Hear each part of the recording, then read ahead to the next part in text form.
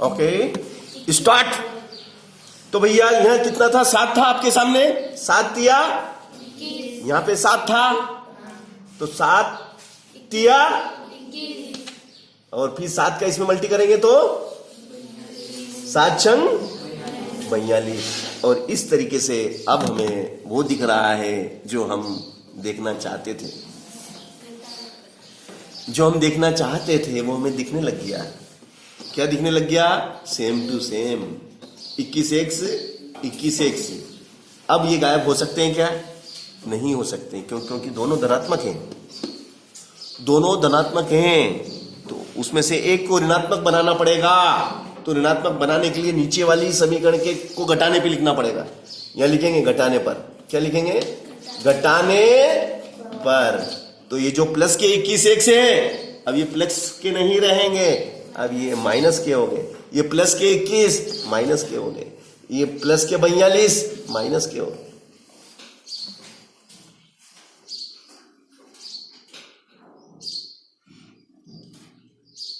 समझ में आ गई यहां तक बात? अगर ये माइनस का होता तो ये प्लस हो जाता है, ये माइनस का होता तो प्लस हो जाता है। समझ रहे मेरी बात? जो माइनस होता है वो प्लस हो जाता है, जो प्लस होता है वो माइनस हो जाता है। मगर ये सभी प्लस के हैं, ये तो सभी प्लस के तो सभी माइनस के हो गए, सभी प्लस के तो सभी माइनस के हो गए। अब ये धन का 21 है, ये धन का, और ये ऋण का कट गया। कैसे कट गया? धन का 4 और ऋण का 4 क्या होता है? धन का ऋण का 4 क्या होता है? कुछ भी नहीं होता है, 0 होता है। फिर है ना? ये ऋण के कितने और ये धन के कितने? ऋण के 21, धन के 3 y और ऋण के 21 y। तो बड़ा निशान किसका है? बड़ा ऋण का है। तो पहले तो ऋण लगा दो। पहले तो ये देखो बड़ों की को है, बड़ो ऋण को है तो ऋण को लगा दो, और बड़ो अगर धन को है तो धन को लगा दो। अब 21 में से 3, क्योंकि अलग अलग निशान है तो जुड़ तो सकते नहीं है, अलग अलग कभी नहीं जुड़ते। ऊपर ऋण नीचे ऋण होता तो जुड़ जाता, ऊपर धन नीचे धन होता तो जुड़ जाता। अब ये अलग अलग निशान है तो घट जाएगी। बड़ी कौन सी? 21, छोटी कौन सी? 3। तो 21 में से 3 गया तो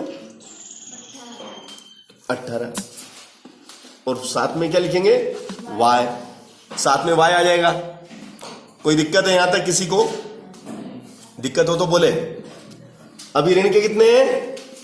ऋण के 42। उसमें से पहले तो देखो कि बड़ी निशान किसका बड़ा है, बड़ी संख्या कौन सी है? वो ऋण की है कि धन की है? तो बचेगा किसका? तो बड़ा जो संख्या होता है उसी का निशान रहता है। बड़ी जो संख्या होती है तो बड़ी ऋण की है तो पहले तो ऋण का निशान लगा दो। पहले क्या का निशान लगा दो? ऋण का निशान लगा दो। और 42 में से अब 30 कम कर दो, 12।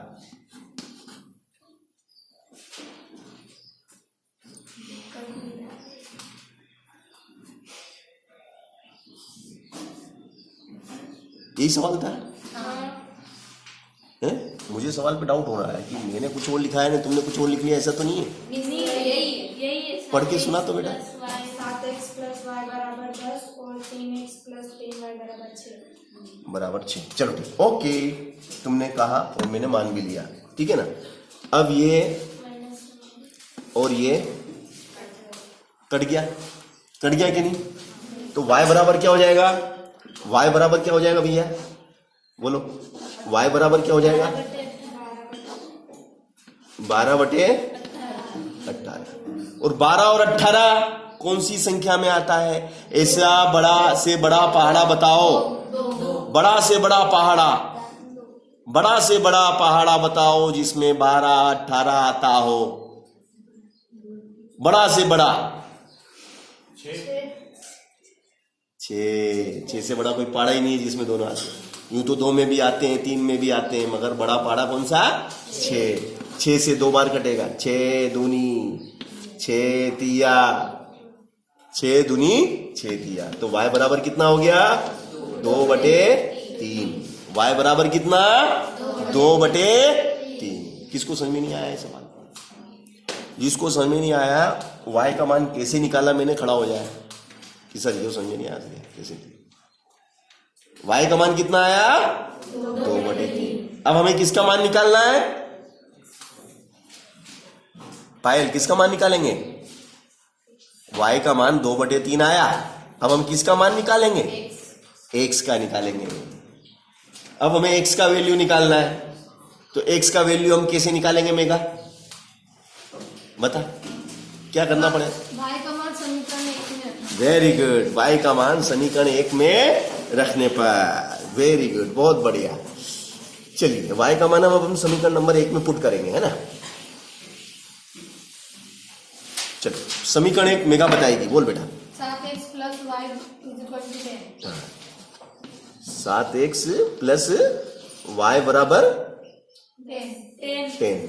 यस, ये समीकरण 1 है और इसमें हमें y का मान रखना है और x का मान निकालना है। Very simple. ये देखो, ये हो गया आपका 7x प्लस y आपका कितना था? अभी y निकाला ना, ये 2/3 और बराबर में कितना? 10। अब क्या करेंगे कि ये जो 7, ये 2/3 है, ये क्या का है? धन का। तो धन का 2/3 उठ के उधर जाएगा, तो प्लस ये तो क्या हो जाएगा? ऋण का हो गया, है ना। समझ में आएगी बात यहां तक? तो ये यहां से उठ के, ये भैया यहां से उठ के कहां चला गया? यहां आ गया, तो 2/3 हो गया। किसी को दिक्कत? यहां तक समझ में आएगा, है ना। अब ये 10 है, तो 10/1 लिखने में कोई दिक्कत? अब हम क्या करेंगे कि एलसीएम ले लेंगे। क्या ले लेंगे? एलसीएम ले लेंगे। 3 एलसीएम आ जाएगा। 1 का पहाड़ा बोलो कि 3 आ जाए। 1 का पहाड़ा बोलो कि 3 आ जाए। 1 3 3, 3 बार। 3 का गुणा ऊपर वाली में करो। 3 का गुणा ऊपर वाली में करेंगे तो 3 धाम 30। फिर 3 का पहाड़ा बोलो कि 3 आ जाए।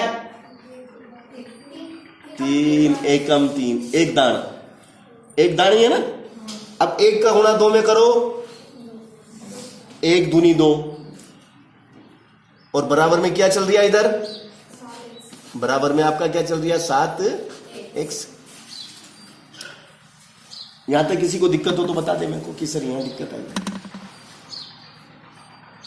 शानू एंड करिश्मा, दिख तो रिया बेटा देखो शानू है। चल आगे आ जा, यहाँ दीपिका के पास बैठ जा। इधर आगे बैठ, यहाँ दीपिका के पास बैठ जा। सर, आपने बोला ना तिर्यक गुणा होगा। तिरछा कहाँ हुआ? अभी कौन सा तिर्यक गुणा करें? लेस 1 और 3 का लसा लेंगे। 3 आया, लसा कितना आया? 3। इस 1 का 3 में भाग लगाया, 3 बार गया। 3 का गुणा 10 में करा तो 30 आया। 3 का 3 में भाग लगाया, 1 बार गया। 1 का गुणा 2 में करा तो 2 आया। खा तिर्यक गुणा बताया मैंने, तिर्यक बताया। किसको समझ में नहीं आया? अब 30 में से कितने घटेंगे? तो कितने हो जाएंगे? कितने रह जाएंगे? 28।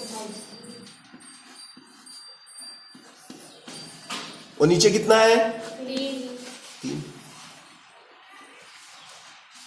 नीचे कितना है? 3।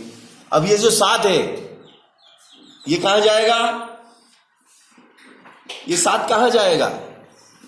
ये गुणा में है, x के साथ गुणा में है, तो 7 कहां जाएगा कृष्णा? ये 7 कहां जाएगा? बटे में जाएगा। गुणा वाली चीज इधर बटे में आ जाती है। किसको मालूम नहीं था? अभी तक किसको नहीं मालूम था कि ऐसा भी होता है? कृष्णा मालूम पड़ गया ना, कहां जाएगा? ये 7 बटे में जाएगा। बैठ जाओ। तुमको नहीं मालूम था? 7 10 वालों को नहीं मालूम था? तुमको भी नहीं मालूम था? मालूम, तेरे को नहीं मालूम था?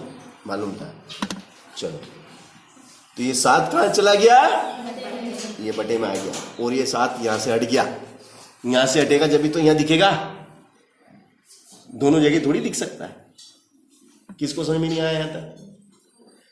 7 से 14 कितनी बार मरेगा? कितनी बार मरेगा?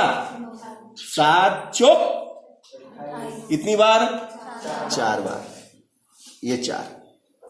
तो x बराबर कितना आ गया?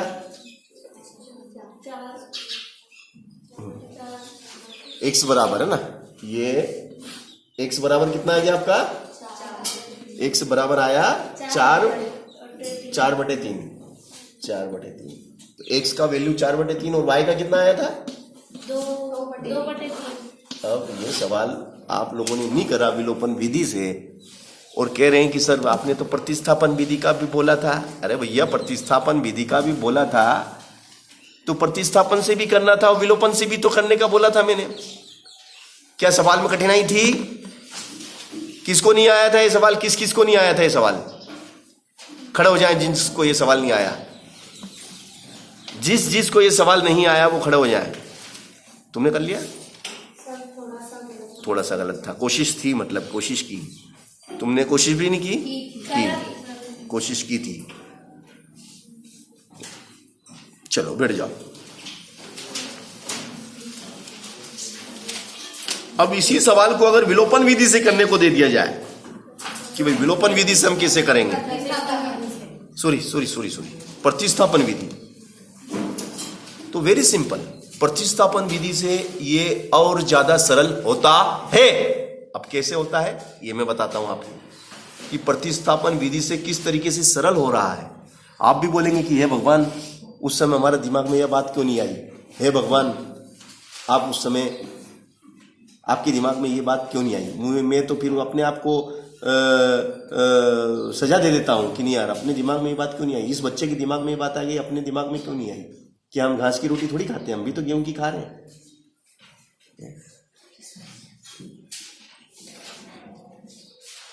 चलो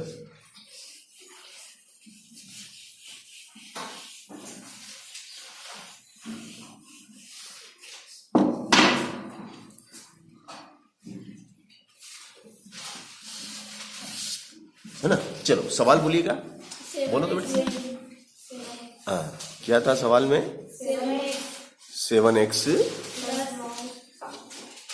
प्लस y बराबर, equation is 1। Second 3x plus 3y is equal 6।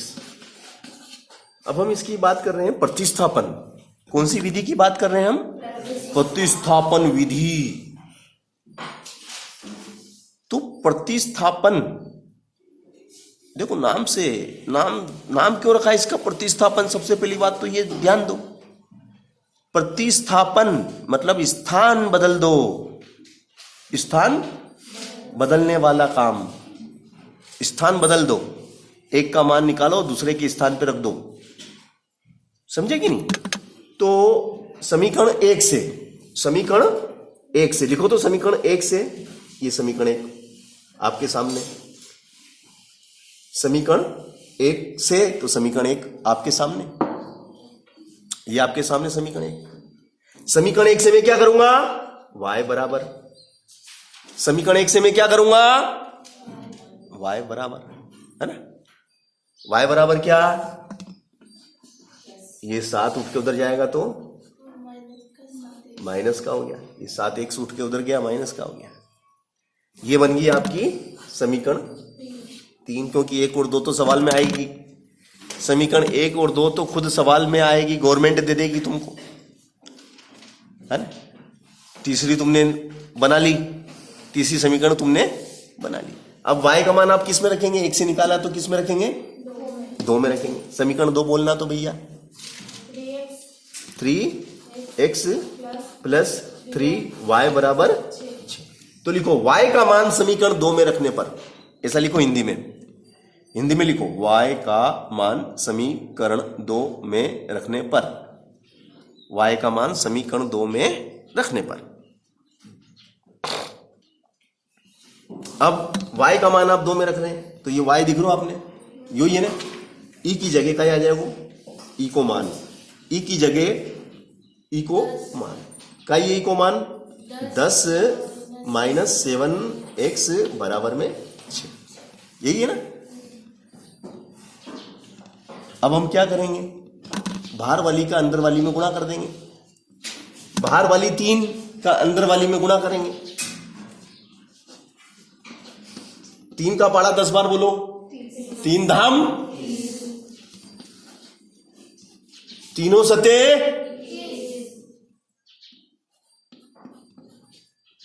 किसी को दिक्कत हो तो बता दे।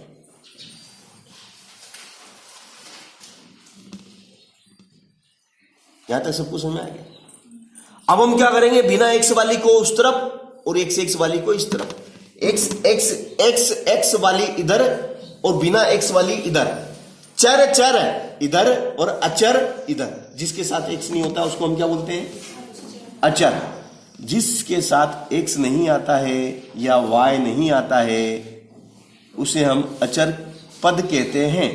तो अचर वाले एक तरफ और चर वाले एक तरफ, कहने का मतलब शाकाहारी एक तरफ और मांसाहारी एक तरफ, यूं समझ लो, है ना।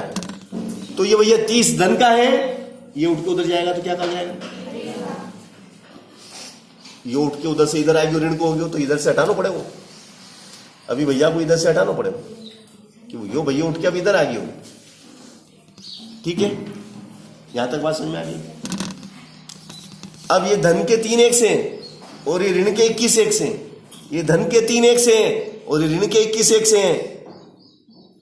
हाँ, ये धन के 3 एक्स है, ये ऋण के 21 एक्स है। तो बड़ी धन की है कि ऋण की, ऋण की। तो बड़ी संख्या ऋण की है, इसलिए ऋण को निशान बचेगा, जो बड़ी रहे वो को निशान बचे। तो बड़ी ऋण की ज्यादा है तो ऋण को निशान बचेगा, ऋण की ज्यादा है तो ऋण को निशान बचेगा।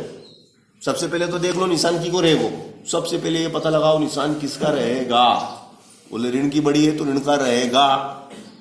अब 21 ऋण को है और धन को 3, अलग अलग निशान होते हैं तो क्या होता है, माइनस, घटाव होता है। अलग अलग निशान में घट जाता है। क्या घट जाता है, बड़ी में से छोटी घटता है या छोटी में से बड़ी घटता है, बड़ी में से ही छोटी घटता है ना। तो 21 में से 3 धन का कम हो गया, तो 21 में से 3 गया तो 18। ये ऋण का 30 ज्यादा है तो ऋण को निशान बचेगा, क्योंकि 30 ज्यादा है, ऋण को ज्यादा है तो ऋण को ज्यादा है तो ऋण को निशान बचेगा। तो धन को 6 कम हो गया तो कितना रहेगी, 24। अब ये ऋण से ये ऋण खत्म, ऋण से ऋण को मार डालो, ऋण से ऋण, ऋण से ऋण मर गया, ऋण से ऋण मर गया। अब ऋण से ऋण मर गया तो क्या रह गया, 18x और 24। ऋण से ऋण मर गया तो x बराबर क्या हो जाएगा, 24 बटे। ऐसो बड़ों से बड़ो पहाड़ो बताओ जिसमें 24 और 18 दोनों आता हो।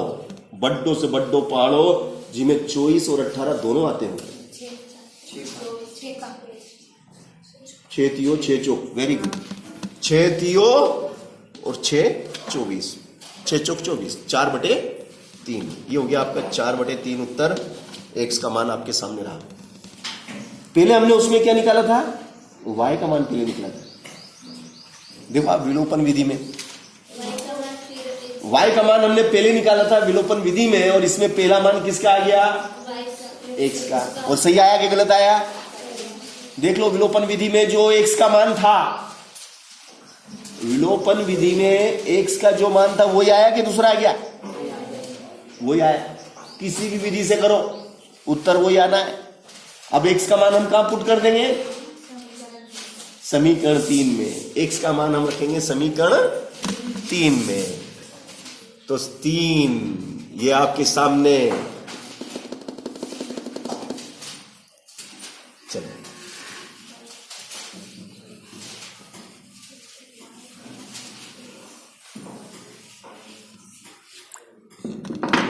देखो बेटा, y का मान कितना, सॉरी y का तो निकालना है 10 7। x का मान कितना, 4 बटे 3। यस, y बराबर 10। 7 का पढ़ा 4 बार, 7 चौक 28, नीचे 3, नीचे 1। ओके, चलो y बराबर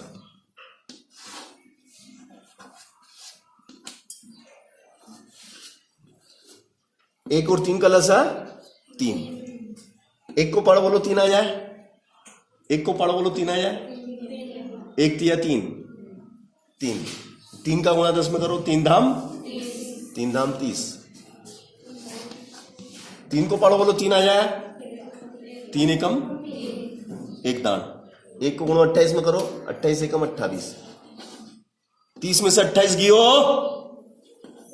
तो 2 और नीचे 3, 2/3 आ गया कि नहीं? y का मान 2/3।